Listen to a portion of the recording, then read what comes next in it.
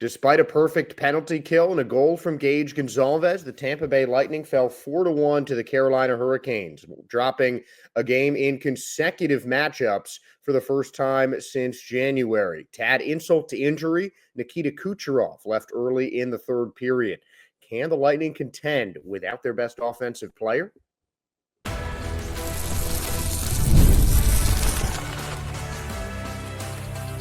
You're Locked On Lightning, your daily podcast on the Tampa Bay Lightning. Part of the Locked On Podcast Network, your team every day.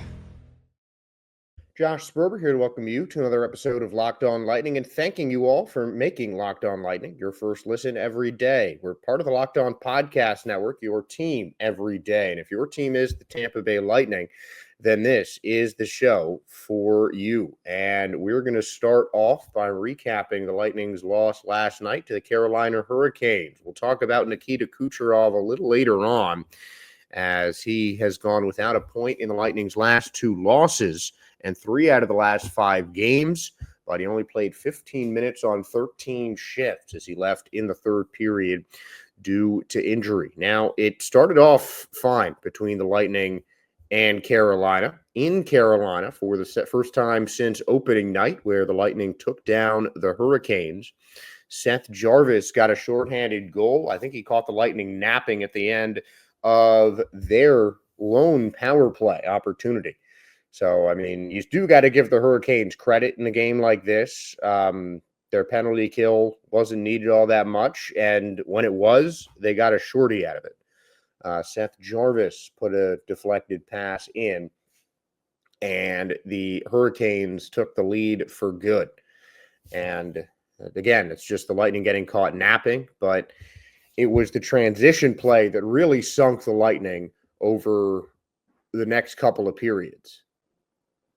But the second goal, I don't think had anything to do with transition. I mean, Martinook definitely took an open lane, and I think the Lightning did not do that good of a job of keeping the Hurricanes out of the center of the ice. Obviously, that's where you got the most space, where you can do the most. So as a defender or on defense, you just want to keep the offensive team out of the center of the ice, and the Hurricanes were really able to use every bit of their offensive zone, and it paid off. I mean, they were just creating clear chances. They had great control of the puck, and they took care of it. Something that the Lightning especially didn't do in transition, but still that second goal, I think, was really just a backbreaker for the Lightning, because it was well enough defended, but it hit off the back of Vasilevsky's stick blade, and he knocked it in. That kind of goal just does not happen very often against Andrei Vasilevsky.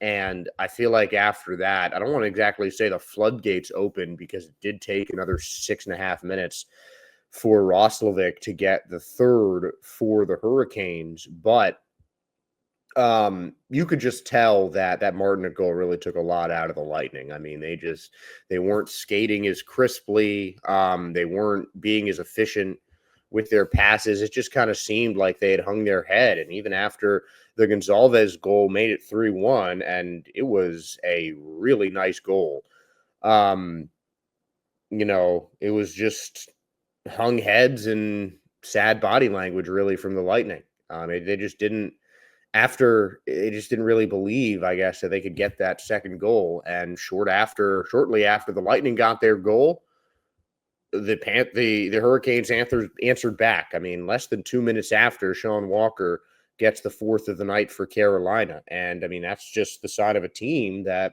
I think I don't want to say had given up, because that's not what the Lightning do. They're a team that plays hard all 60 minutes, but they just didn't play a complete game again. Victor Hedman came back, which is obviously a big benefit for Tampa, but they just, as Hedman even said post-game, the Lightning just weren't efficient with the puck, and they kept giving the Hurricanes transition opportunities. And I feel like that has been a big weakness in the Lightning game this season. It's been transition hockey. You look at a lot of the games the Lightning have lost, and a lot of it has been over, turnovers near center ice, giving the puck to the other team in transition, and the Lightning just not getting back quick enough in those transition situations. That's something that I feel the Lightning have needed to improve on for really the entire season.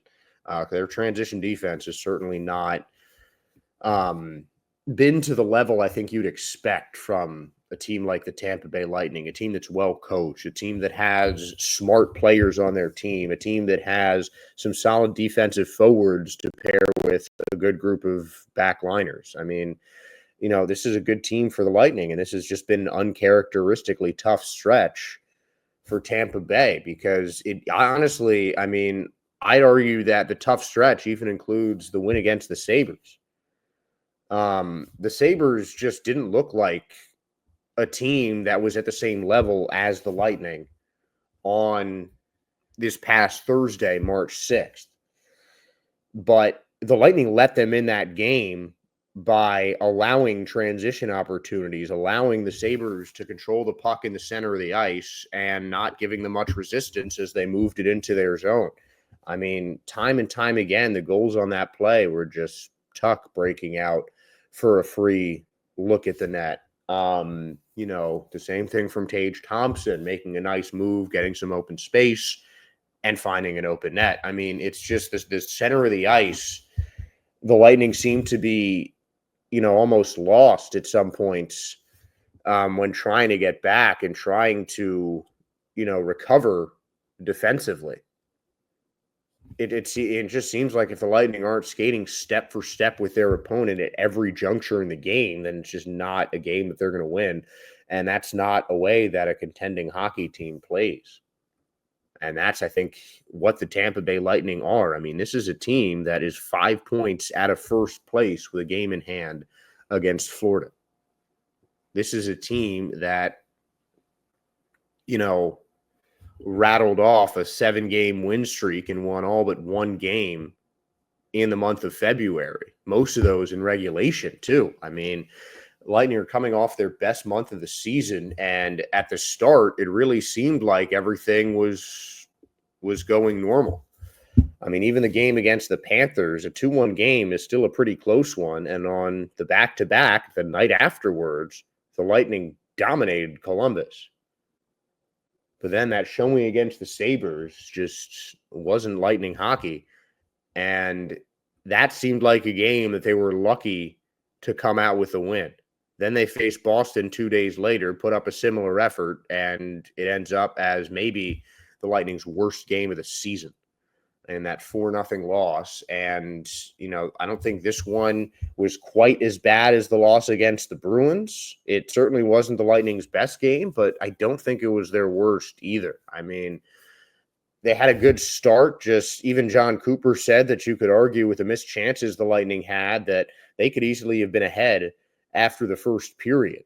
They played that well, but just after that, the second period started off fine, but about halfway through the second period, the wheels just kind of fell off for Tampa Bay.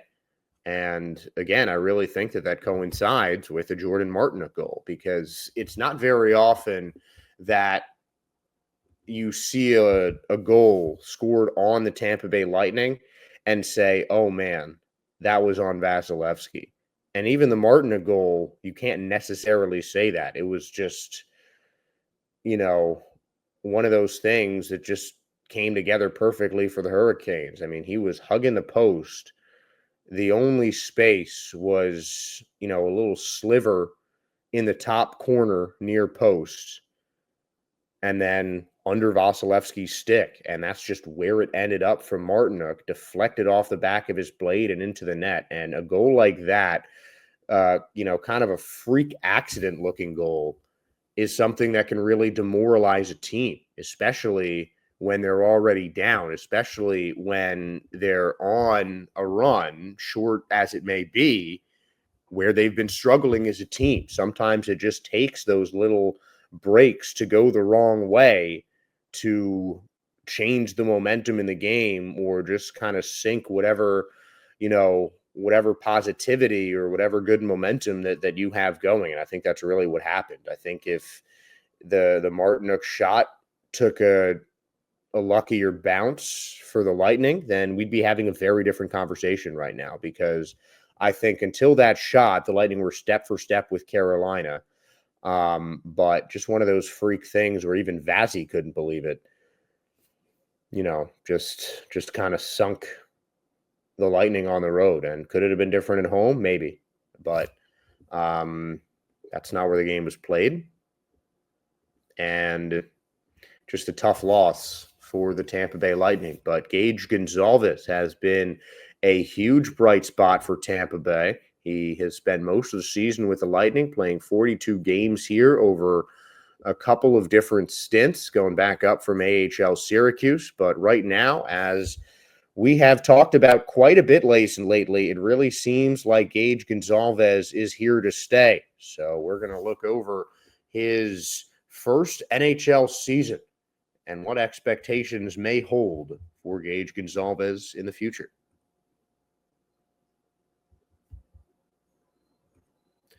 March Madness is here, and FanDuel is giving you the chance to get in on the action like never before. Right now, new customers can get $200 in bonus bets when your first $5 bet wins.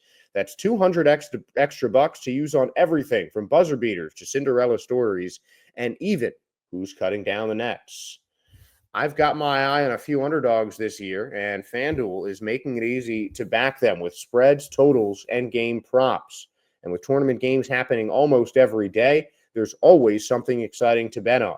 The FanDuel app is simple to use, and when I win, I get paid instantly without any waiting around. So visit FanDuel.com today and get in on college hoops action all March Madness long.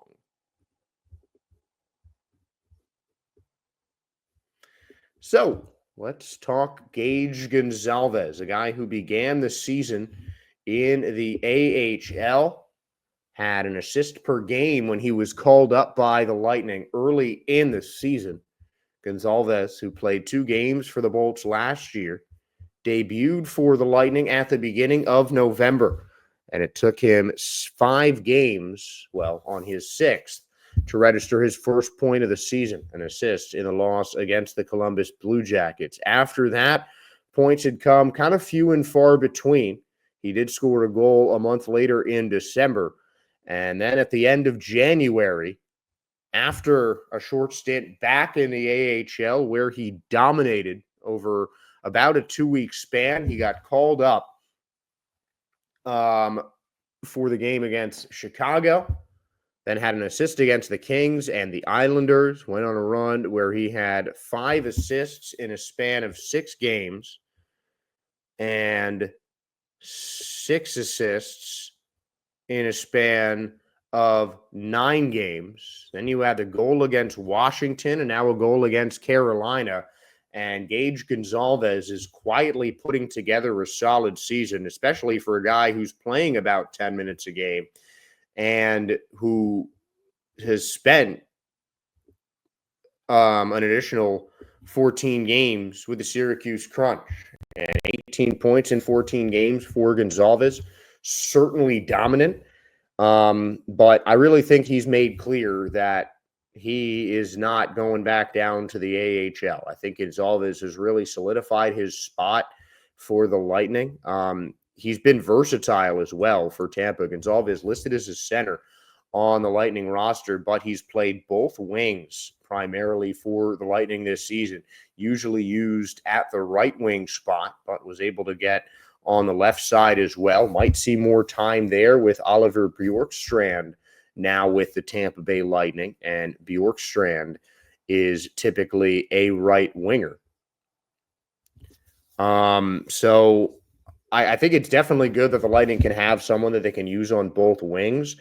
I think Gonzalez's scoring is certainly coming along. I mean, the couple of goals that he has ripped this season for Tampa have been pretty impressive ones. 3 goals. The last couple he had were top shelf, and he just had an absolute bullet against Carolina as well. So I think the goal scoring is still something that he's getting a little bit more confident in. Obviously, who doesn't like to score goals when it comes to hockey, but especially at the pro ranks, when you're surrounded by great defenders and usually have a stone wall of a goalie in net, it's about confidence. It's about knowing when to take your shot and just having confidence in it that it's going to go in. And I think that is gradually building up for Gonzalez, especially after his second call up. You could tell that he was taking a more active role he's been taking a more active role in the Lightning offense since his January recall to the Tampa Bay Lightning. And his confidence is certainly growing. His chemistry with the rest of his teammates are growing. And you can just tell that this is a player on the rise. I mean, this is a guy who maybe could even reach the second line on a consistent basis by next season. He's played between 2 and 4 for most of the year, typically staying in the bottom 6 of the Lightning forwards. But again, his play just seems to be improving and improving. And, to get a goal down 3-0 when, as a team, the Lightning are pretty demoralized is definitely not an easy thing to do, and certainly not the way that he did it. That was a borderline solo goal coming from Gage Gonzalez. I mean, yeah, he had 2 assisters on it. Brandon Hagel earned his 41st of the year, Darren Radish his 25th, but still, you got to give Hagel and Radish credit. You got to give the Lightning credit for moving the puck around, but it was Gonzalez who found that open space. It was Gonzalez who got open close to Hagel, picked up a pass, and then did the rest himself. Just kind of weave through the Carolina defense and fooled the goaltender. I mean, I don't know if Kucherov, who was having a really impressive game last night, I don't even know if he saw that puck go in, because if you look closely during the shot, Kucherov just watched the puck go in the net.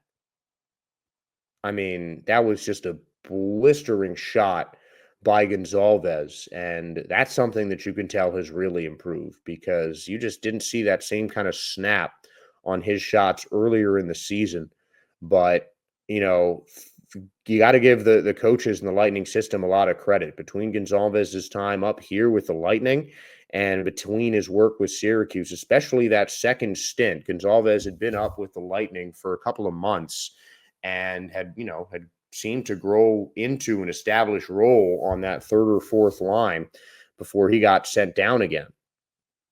And then he came back up in the AHL just to get some playing time during Four Nations, and he's kept that momentum. And I think that was another really smart decision by the Tampa Bay Lightning, just to make sure that Gonzalez was continuing to just get on the ice and continue to hone his craft.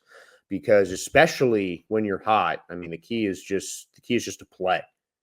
Get yourself on the ice, play in competitive games, and good things will happen. And that's been what's happening for Gage Gonzalez. And I think it's only going to continue. I think his shooting is only going to improve. I think his passing is starting to look really well. He's a smart player. He knows where he needs to be on the ice.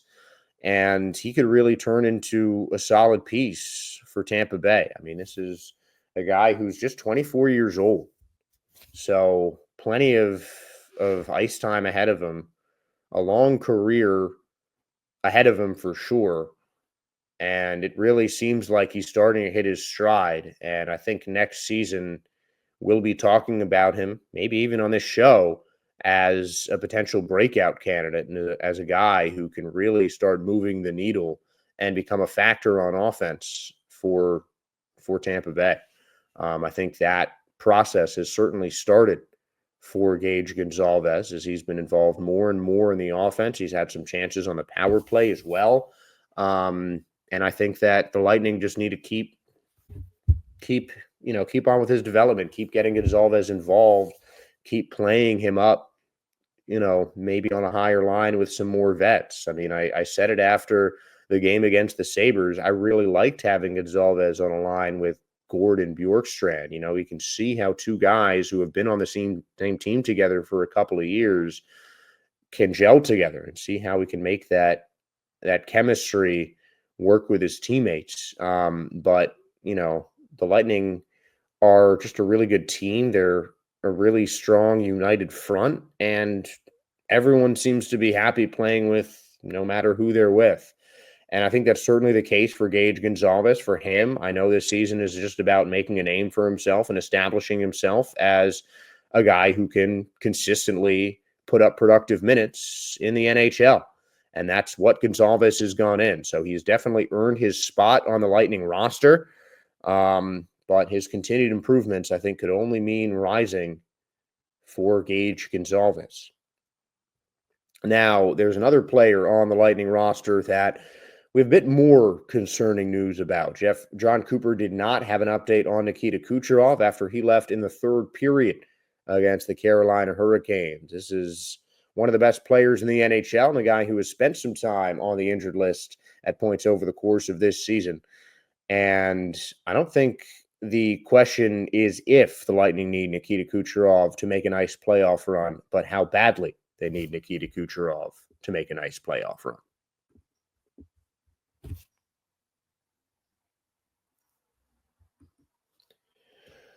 Did you just realize your business needed to hire someone yesterday? How can you find amazing candidates fast? Easy. Just use Indeed. When it comes to hiring, Indeed is all you need. Stop struggling to get your job posts seen on other sites because Indeed sponsored jobs put your post at the top of the page and help you reach the right candidates faster. I've been in that spot where you need the right hire like yesterday. The pressure's on, and every day without the right person is a setback. That's exactly when Indeed sponsored jobs come in handy. They make sure your post is seen by the right candidates right now. So now you can speed up your hiring process with a $75 sponsored job credit. Just go to Indeed.com/LockedOn right now and support our show by saying you heard about Indeed here on Locked On Lightning. Terms and conditions apply, but if you're hiring, Indeed is all you need.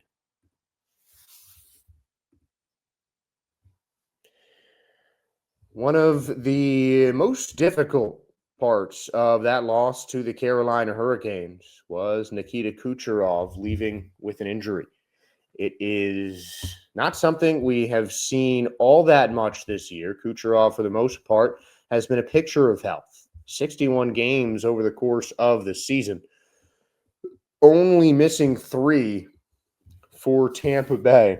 A couple of minor injuries here and there. But Nikita Kucherov has done everything the Lightning have asked of him over the course of this season. He is currently third in the NHL in points with 92.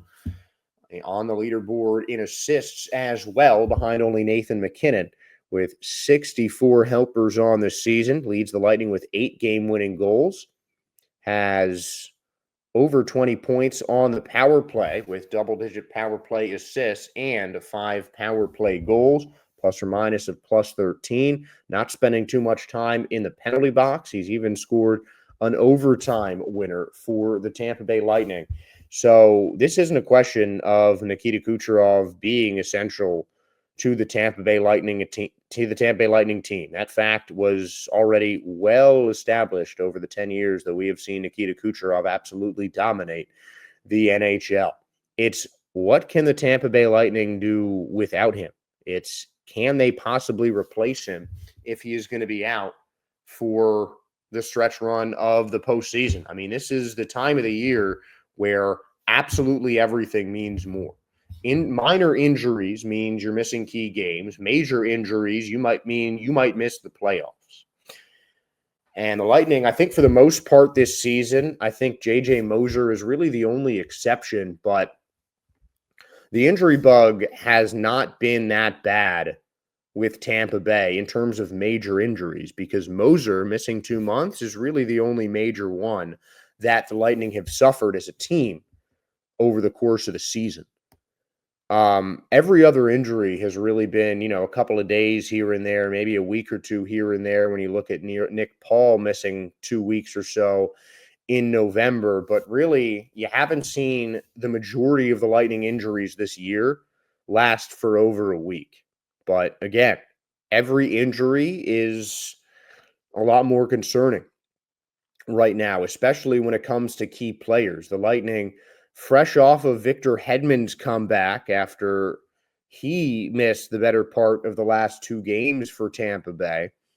Then he comes back healthy, leads the Lightning in shifts, leads the Lightning in ice time, And then in the middle of the third period of a losing game, their best offensive player leaves the ice. And Kucherov has not scored a point in the last two games after putting up 5 in 2 home wins against Columbus and Buffalo.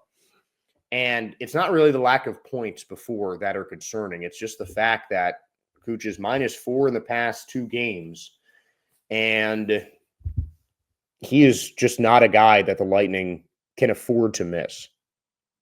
I think if you look at the forwards on Tampa Bay, I think that there may be someone who can be bumped up to replace just about anybody. Obviously, the superstars like Point, like Kucherov, like Hagel, like Hedman, those are guys that are a bit harder to replace in the lineup, but the Lightning have some solid forward talent in the AHL, and I think just enough forward depth right now after the Gordon Bjorkstrand trade to really survive a lot of injuries. But I think Nikita Kucherov might be one that would not be easy to survive if it's a major one. And it could be precautionary. This is really just a segment of conjecture and pure panic because, Kucherov, when you look at his points total compared to the rest of the Lightning, he's got over 20 points more than anyone else in Tampa Bay. He's got 23 assists more than anyone else on the Tampa Bay Lightning. I mean, there are just things that he can do with a puck that cannot be replicated by maybe any other player in the NHL. I mean, that is the kind of skill that Nikita Kucherov brings to the table. I know it's something that I don't think I need to be telling you guys because we've all seen it. We've all seen the masterclass of hockey that is Nikita Kucherov on the ice. And we know that if he's either on the ice and not scoring or if he's hurt, it's something the Lightning sorely need to get elsewhere. So I think there are guys that can step up. That game against the Canadiens before Four Nations really comes to mind when Kucherov was a late game scratch, actually left after pregame warmups, despite being fully expected to suit up. Lightning end up winning that game 5-2 because they get goals from just about everyone. Nick Paul, Zemgus Girgensons, a couple others for the Lightning found the back of the net that night, and they're going to need some more guys to step up. I think it's going to be whoever gets bumped up to the first line right wing. I'm going to say Ali Bjorkstrand. He is someone that I think needs to step up for Tampa. I think that Gord has already endeared himself to the fan base. He knows a lot of the players that are still here, but Bjorkstrand is still the brand new guy. He's still the guy trying to get, trying to carve himself out a bigger role in the locker room, on the ice with the Tampa Bay Lightning. And he got that game-winning goal against the Sabres. Obviously, that's a big moment, especially to do that in your debut. But he's someone that I think it would be a good idea to see how he works on the first line without Nikita Kucherov, because any right wing that you're trading for, that you're signing in free agency, if you're a Tampa Bay Lightning, any right wing is not starting higher than the second line. But it's times like this where you have unfortunate circumstances that the Lightning need an extra player to step up on Kucherov's line. I think this would be a perfect opportunity for Oliver Bjorkstrand to really establish himself as a key player on this Lightning team and not just another rotational winger. And I don't think that's how he is seen, but I think that putting him on the first line to replace Kucherov would be a good way to not just put multiple right-handed shots on the ice for really a rare occasion when it comes to the Tampa Bay Lightning, but also just to get him working with Point, get him working with Gensel. You want to see those new guys really mesh with the entire team. And it's got to start somewhere. And I think it's just an easy decision to move Bjorkstrand up. Maybe you bring up a Connor Geekie or a Dylan Duke to fill in some of the extra space on forwards. Maybe you go 11-7 without Kucherov, and you certainly hope that it's not going to be for an extended period of time, but I think that it should be Oliver Bjorkstrand moving up if Kucherov is unable to go on Thursday, and if he has to miss even more time than that. But of course, we're wishing for a speedy recovery for Nikita Kucherov, because he is someone that the Lightning will not be able to contend in the postseason without his services. And that is going to do it for my services today. I want to thank you for making Locked On Lightning your first listen today. Now for your second listen, make sure to check out the Locked On NHL podcast. It brings you the daily league-wide stories that matter with the local coverage that you love from Locked On. Find Locked On NHL on YouTube or wherever you listen to your podcasts, and on YouTube or wherever you listen to this podcast. I thank you again, and hopefully you'll give us a like, a subscribe, a follow. We really appreciate your guys' support. So I'm Josh Sperber signing off here from Bolts Nation. Thank you all for tuning in. Go Lightning, and have a great week.